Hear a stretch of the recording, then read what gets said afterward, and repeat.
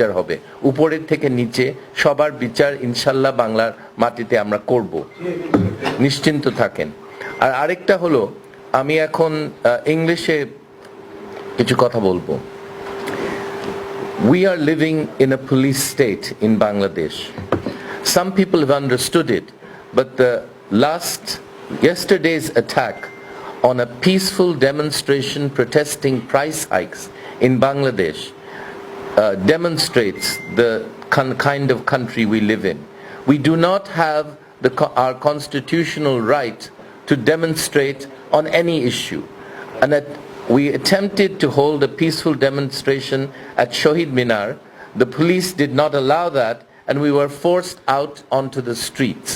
We had a lot of people with us because a lot of people are affected by the price hikes.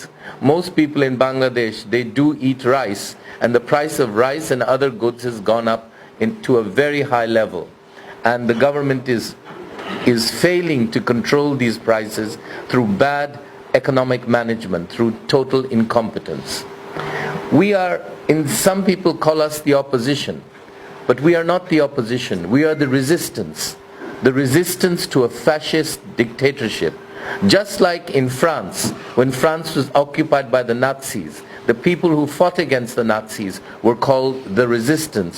We are the resistance to Sheikh Hasina's rule. Her family's rule has ruined this country in two different historical episodes. And I believe that this one will be remembered as the one that has done most damage to the country in the long run. Different countries of the West have taken different lines. Only one country has taken a solid line defending the human rights in this country. Let us admit that. There are people who are pro-American or anti-American. That's irrelevant. The truth is, only the United States has taken a strong line on the violation of human rights in Bangladesh.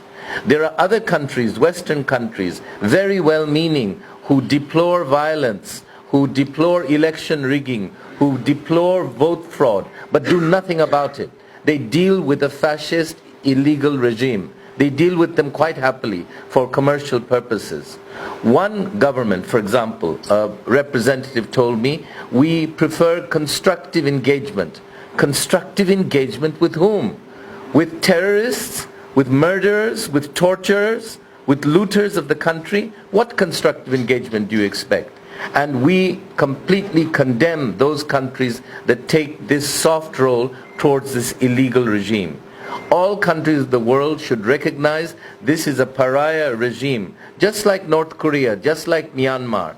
Myanmar, of course, they're wearing military uniforms. Here they are not. They're using the military uniforms of other people and police uniforms to control the country. But they are just as bad in their own way as Myanmar and North Korea. They wear a democratic mask, but it's just a mask. And everyone by now, after 12 years, we know that. They have appointed a group of election commissioners that we have no confidence in. Putting 300 names of Awami League party loyalists into a bag and then picking out a name doesn't make the name clean. They are all beholden to the Awami League, and we cannot trust them to fulfill their duty, their constitutional duty to the nation. We just cannot trust these people, and that's the main thing. Unlike all the democratic countries that surround us, I mean, even Nepal is democratic. Nepal, Sri Lanka, Maldives, India, Pakistan, all of them are democratic countries. The shame is we are not. And in all of those countries, the government, before the election commission is announced, has consultations with the different opposition parties. This is normal. This is democratic. This is accepted, except in Bangladesh. In Bangladesh, a dictator rules. She and her family and her cronies, business cronies, are looting this country, and we will oppose it every place we can find. They will not give us a place to stand. We will stand in the streets. Any area that they allow us to stand, we will oppose them, and we will continue to oppose them. no compromise with these criminals. And that is what I call them. The criminal police that they use, the criminal Chhatra League, which should be banned as a criminal and terrorist organization. Those who have enlisted their names in the Chhatra League, we will definitely identify them as criminals, not just in this country, but internationally. Wherever they go, they will be identified as criminals. They will not get away with it. They think that they can go to Canada, set up a new life there, and become clean. It won't happen. We will find them and we will identify them. And inshallah, we will punish those that we find for their crimes against the people of Bangladesh. So, it is very important for the press to realize that the media is bifurcated now. There's the controlled press, which many of you represent, and despite your best efforts and your courage, you're unable to put forward the truth. And then there's the uncontrolled press, the social media. The social media will dominate the future of the media in Bangladesh. All of you have figured this out. The reason is we cannot be sure that even in the future any government will try to control the press, because they have the levers to control the press, to reward the press, to make businessmen who control the newspapers and television stations, we can make them rich. Any government can make them rich, and they are always in their hands. So honest journalism is severely threatened by the Awami League. And in the past, also there were very few papers that stood up to one-party rule during Bakshal. Very few newspapers. The one newspaper that stood up, I think, was called the Azadi. The Azadi's copies have been removed from all libraries. All the copies of the Azadi newspaper have been systematically destroyed. Well, the government thinks it can rewrite history, that it can erase the dark pages of one-party rule.